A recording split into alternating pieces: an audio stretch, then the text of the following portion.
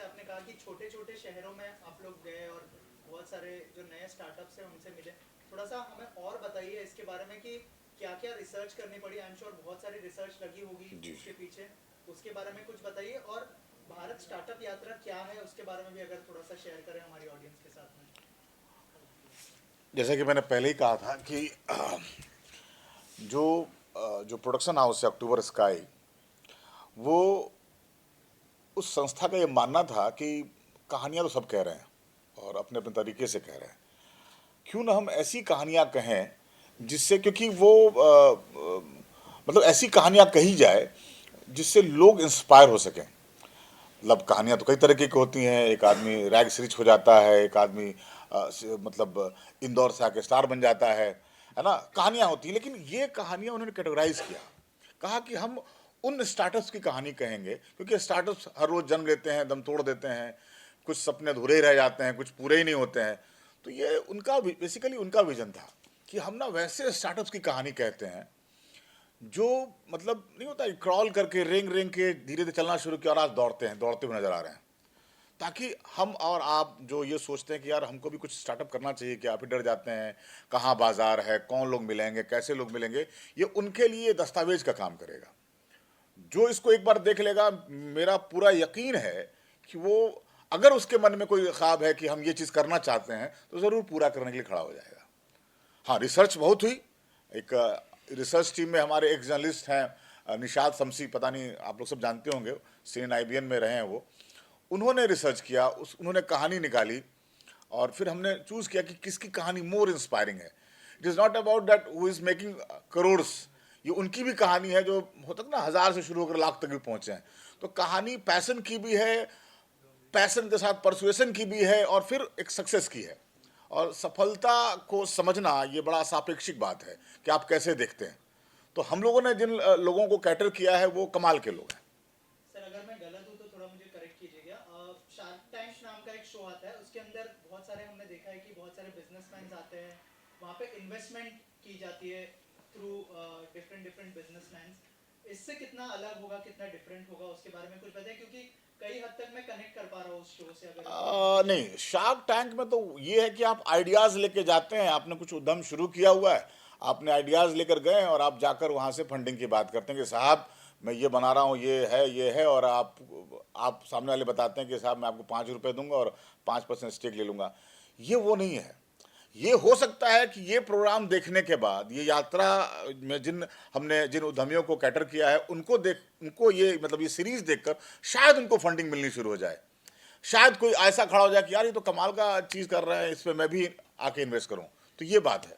मैं एक चीज़ ऐड करता हूँ यहाँ। ये जो शो है, जैसे कि आपने शार्क टैंक कहा, उसमें इन्वेस्टमेंट फंडिंग के थ्रू होती है। यहाँ आपका इन्वेस्टमेंट आपका सपना है।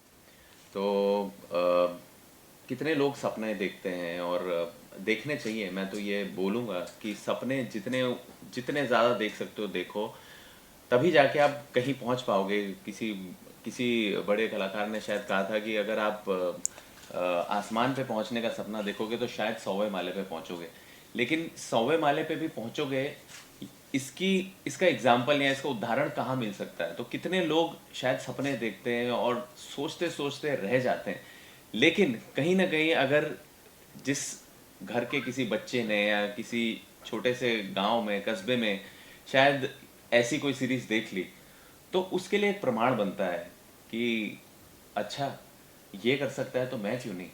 और यही प्रमाण है जो हमें प्रेरित प्रेरित भी करता है, और साथ में हौसला अफजाई भी देता है कि हम भी ये कर सकते हैं। इसका मूल उद्धार जो यही है कि मतलब सपने देखो, और बहुत सारे सपने देखो, और उसके लिए कर्म करो।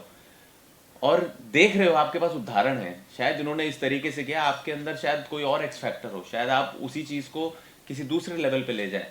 लेकिन जब प्रमाण आपके पास मिलता है, जब आप देखते हो, तो थोड़ी चीज़ें आसान हो जाती है। एज एन एक्टर मैं ये कहना चाहूँगा कि मुझे ना इंस्पिरेशनल चीज़ें देखना, या जिन लोगों ने बहुत कमाल के काम किए हैं, दुनिया को नहीं पता है, कितने सारे लोग हैं, हम बायोग्राफीज बनाते हैं। तो मेरी मूल धारा से बहुत इच्छा ये होती है कि मैं बायोग्राफीज करना चाहूँ। तो असल में उसका कारण तो यही है कि किसी ने इतना कमाल कुछ किया है जो लोगों को पता ही नहीं है, वो पता चले। तो इस यात्रा के दौरान मैं कई बायोग्राफीज देखूंगा और कई बायोग्राफीज आपके सामने आएंगी, और आपके लिए कितने सारे एवेन्यूज खुल सकते हैं, और उसी को देख के शायद आप एक अपना नया रास्ता निकाल सकें। तो उस लिहाज में भी ये काफ़ी इंस्पायरिंग और काफ़ी I think it's a great service जो हम कोशिश कर रहे हैं। एक हमारे देश को छोटे से गांव से लोग निकलें, बड़ा काम करें, और ये हमारे हमारे लिए ही नहीं, हमारे देश के लिए बहुत बड़ी सक्सेसफुल चीज़ होगी अगर हम इस तरीके से कुछ अचीव कर पाएँ। इसी से जुड़ा एक सवाल है, आपका जो किरदार था संदीप भैया का, उससे बहुत सारे लोग यंगस्टर्स स्पेशली बहुत इंस्पायर होते हैं। तो जब आप किसी भी शो को चूज करते हैं या फिर थोड़ा सा ध्यान रखते हैं कि वो लोगों को इंस्पायर भी करे, गलत डायरेक्शन में ना ले जाए, और सर की तरफ से जब अप्रोच किया गया तो क्या रिएक्शन था, कितना सोचा, कितना कन्विंस करना पड़ा आपको, उस बारे में कुछ शेयर करेंगे? तो सबसे पहले तो मैं बताऊं कि ये शशि जी जो हैं, ये सिर्फ डायरेक्टर ही नहीं, सिर्फ एक्टर ही नहीं, सिर्फ प्रोड्यूसर ही नहीं, शशि जी एक बहुत उम्दा इंसान है, और इनका विजन बहुत बहुत बड़ा है। और मुझे ऐसा लगा जैसे कि इन्होंने कहा कि किसी के पैशन में, जैसे इन्होंने जो भी स्टार्टअप्स खड़े कर रहे हैं और आज इस पैशन के साथ जो काम कर रहे हैं उनको एक जगह पहुंचा रहे हैं, तो ये उस पैशन को दिखाना चाह रहे हैं। तो इनके इस पैशन में मुझे जुड़ने का हिस्सा मिला, तो ये मेरे लिए बहुत ही सौभाग्यशाली ऑफर कह सकते हैं, क्या बोलते हैं हिंदी में और बहरहाल उसके अलावा हमारा इसके पीछे भी बहुत ही प्यार है, एक दूसरे को लेकर सम्मान है, रिस्पेक्ट है, और एक दूसरे की काम को लेकर वी लुक अप टू। तो मेरे लिए ये बिल्कुल मुश्किल नहीं था ये काम करना। और मैं जिस सोच में है, मेरी जो सोच है, और ये भी जानते ही हैं, तो उसी दिशा में जा रहा है। तो हम मिलके सोच रहे हैं कि कुछ अच्छा क्रिएट कर सकें, एक अच्छी यात्रा लोगों के लिए दे सकें और प्रेरित कर सकें लोगों को। तो यही हमारा उद्देश्य है। वो जो पहला सवाल था उसका भी आंसर कर दीजिए कि थोड़ा सा ध्यान रखते हैं, संदीप भैया के किरदार से बहुत सारे लोग इंस्पायर होते हैं, तो क्या थोड़ा सा ध्यान रखते हैं आप प्रोजेक्ट चूज करने के लिए?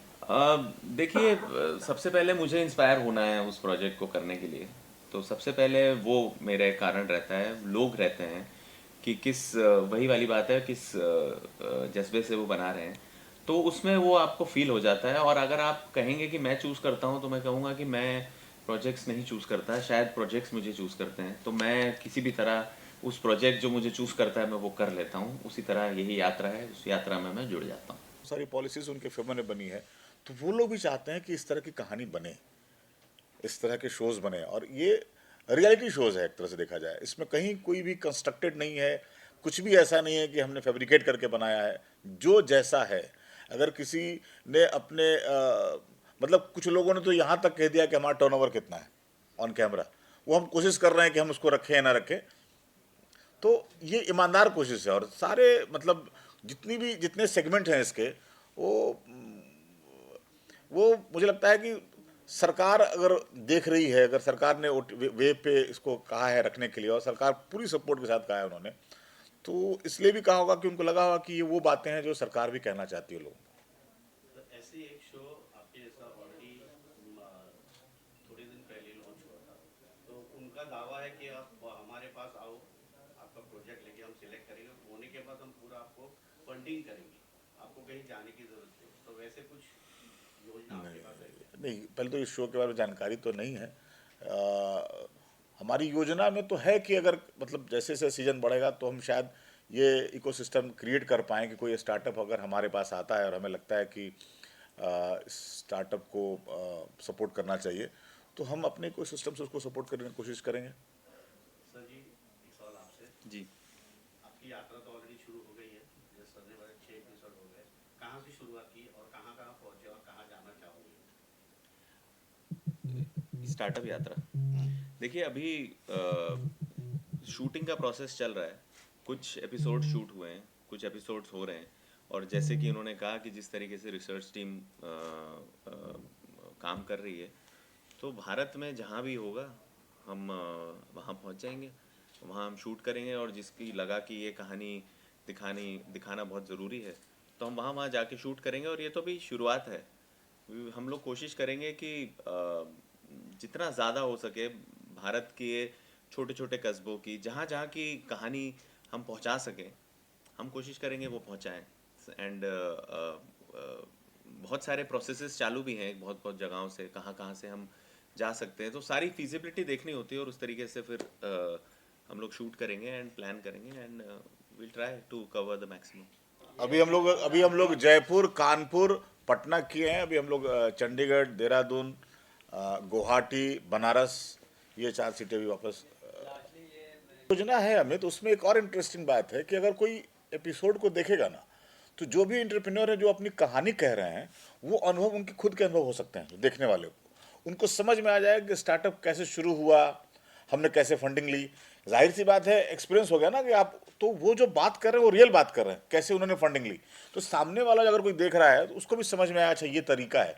दूसरा, जैसे मैंने भाई साहब का आंसर किया था ना कि एक इकोसिस्टम बनाने की कोशिश में लगे हुए हैं कि कोई इंटरेस्टिंग स्टार्टअप आ गया तो हम कैसे उसको उसके साथ हम पार्टनरशिप कर सकते हैं, या कैसे उसको कनेक्ट करवा पाए, कैसे उसको गवर्नमेंट की पॉलिसीज के तहत उसको और आगे बढ़ाएं, वो सब है। और क्या अश्लील ग्रोवर से भी कुछ बात हुई? मतलब इसमें टाइटल में भारत है, हाँ, गुलशन ग्रोवर से बात हुई। नहीं, ये बिल्कुल इसमें सारे ग्रोवर और कपूर सब हम ही लोग हैं इसमें। अच्छा, और एक मतलब रिसर्च क्या निकला कि मतलब इंडिया का कौन सा ऐसा स्टेट है जहाँ पर स्टार्टअप को लेकर युवाओं में सबसे ज्यादा मतलब जिज्ञासा भी है और एक टेम्परामेंट भी है। और उसमें अगर मैं कहूँ, चूंकि आप बिहार से हैं, तो उधर के युवाओं में क्या आपको नजर अरे आता कमाल है, है कि नहीं? बहुत है। तुम देखो, एक रोडवेज है, हनुमान, हनुमान वाले तो यहाँ बॉम्बे में भी उनका भी है कि कोई आए ना आए हनुमान आएगा, कैचलाइन है। और हनुमान एम्बुलेंस, मतलब उन्होंने रेलवे से टाइप किया हुआ है, पवन हंस से टाइप किया हुआ है, मतलब और कमाल का स्टार्टअप है। उन्होंने कोरोना में शुरू किया और स्टार्टअप अच्छा चल रहा है। देहात, देहात गूगल करो, शशांक की कहानी मुझे लगता है लाखों युवाओं को इंस्पायर करेगी। और बहुत अर्ली एज में उसने शुरुआत की थी, तो आज देखो, आज मुझे लगता है कि 8-9 हज़ार करोड़ का तो बिजनेस है उन लोगों का। इसी तरह कई हैं, वही नहीं, इसके अलावा बिहार में तो पूरा इकोसिस्टम है। पटना बेट्स देखो, बिहार स्टार्टअप एसोसिएशन है, कई सारी चीज़ें हैं। मैं कह रहा हूँ कि ये जैसे बेंगलोर में कहता है ना कि पत्थर मारोगे किसी स्टार्टअप पे गिरेगा, तो बेंगलोर में तो है ही, मुंबई में भी है, दिल्ली में भी है। आइडिया यही था कि यार हम चले कोटा में, चले कोटा में स्टार्टअप क्या कह रहा है, हम गुवाहाटी में चले वहाँ कौन सा स्टार्टअप है, कितना। तो ऐसा नहीं है कि कहीं से कहानी आ रही, रिसर्च भी लग रहा है, क्योंकि उसकी प्रामाणिकता भी तय करनी है। मतलब आप कोई कोई समोसे की दुकान चला रहा है और अचानक से उसको बड़ा कर दे, तो वो उसको हम कैसे स्टार्टअप समझेंगे, समझ रहे हो। तो वो सब भी कई कई पहलुओं पे हम कहानियों को देखते हैं, फिर हमें लगता है कि कौन सी बात कहनी चाहिए। और नहीं, आपसे सवाल कि ये शो जो है वो मतलब इस पे आ रहा है, वेव्स पे आ रहा है, ठीक है, जो कि आपकी पॉपुलैरिटी नेटफ्लिक्स, अमेज़न और इस तरह के प्लेटफॉर्म की है, ठीक है। तो ये मतलब थोड़ा सा शक था कि क्यों हम मतलब वेव्स पे आ रहे हैं, चलो यार नेटफ्लिक्स को ट्राई करते हैं, अमेज़न को ट्राई करते हैं, या नहीं? देखिए, मेरा नज़रिया थोड़ा सा अलग है। मेरा नज़रिया ये कहता है कि अच्छी कहानी, अच्छा सेटअप, अगर उसको एक प्लेटफॉर्म मिल रहा है तो मेरे लिए वही एक बड़ी जीत है। आप अगर देखें, जैसे कि हम लोग भी स्टार्टअप की बात कर रहे हैं, भी काफ़ी लोग इस प्लेटफॉर्म को सपोर्ट कर रहे हैं और हमारे गवर्नमेंट का इनिशिएटिव है, एक प्लेटफॉर्म है, तो इट्स और हमारे लिए ये सौभाग्यता, क्या बोलते हैं, ये सौभाग्य की बात है कि एक प्लेटफॉर्म मिला है अच्छा शोकेस करने के लिए। तो मुद्दा ये है कि कहानी लोगों तक पहुँचे। अगर कहानी में बात है तो वो किसी भी प्लेटफॉर्म पे पहुँचेगी, किसी भी प्लेटफॉर्म से वो बात पहुँचेगी। ठीक है, आज वेव्स ने हमें सपोर्ट किया है तो हम आभारी रहेंगे वेव्स के। आगे जाके क्या पता किसी और प्लेटफॉर्म पे आए ताकि और रीच हो। धीरे धीरे क्या पता वेव्स की इतनी बड़ी रीच हो जाए कि कहीं जाना ही ना पड़े। तो शुरुआत तो हमें भी कहीं ना कहीं तो करनी होगी ना, ये भी तो एक स्टार्टअप का रूल है। तो if we start judging that then it is no good on our part. So मुझे लगा कि एक अच्छी अपॉर्चुनिटी है, अच्छे लोग हैं, अच्छी बात कहना चाह रहे हैं, मेरे लिए वो ज़्यादा बड़ी थी। और किसी प्लेटफॉर्म पे आ रही है तो वो मैंने तय किया कि वो मेरा नज़रिया उस तरीके से था बात आनी चाहिए, पहुंचनी चाहिए, तो that is what we think about. आज ये सवाल हमारा पहला एपिसोड मोस्टली कानपुर का है, जिसमें हम 3 लोगों की कहानी कह रहे हैं। एक जैसा सनी ने कहा कि एक व्यक्ति हैं जो बहुत बड़ी नौकरी छोड़ करके पहुंचे थे कानपुर अपने शहर में अपने एक फिरंग दोस्त को घुमाने के लिए, और गंगा हमारे पास इतनी सुंदर नदी बह रही है, इतना गंदा किए हुए हो, क्या फ़ायदा तुम्हारे पढ़े लिखे होने का, और क्यों अपने शहर के लिए कुछ नहीं करते हो। तो वहाँ से, क्योंकि उस नहीं नदियों में फूल वगैरह डालते हैं, पास से मंदिर है, तो उस व्यक्ति ने सब कुछ छोड़ करके इस बात को दिल पे लगाया और फूल नाम का आज के डेट में एक ब्रांड बनाया है, और बहुत बड़ा ब्रांड है। तो इस तरह की कहानी है। फिर वहीं पे एक महिला की कहानी है जो लेदर फैक्ट्रीज के लिए काफ़ी काम, लेदर प्रोडक्ट का काम किया उन्होंने। फिर एक सात्विका फूड करके है जो कोरोना काल में कैसे अपने आप को बड़ा किया। तो ये है पहला एपिसोड।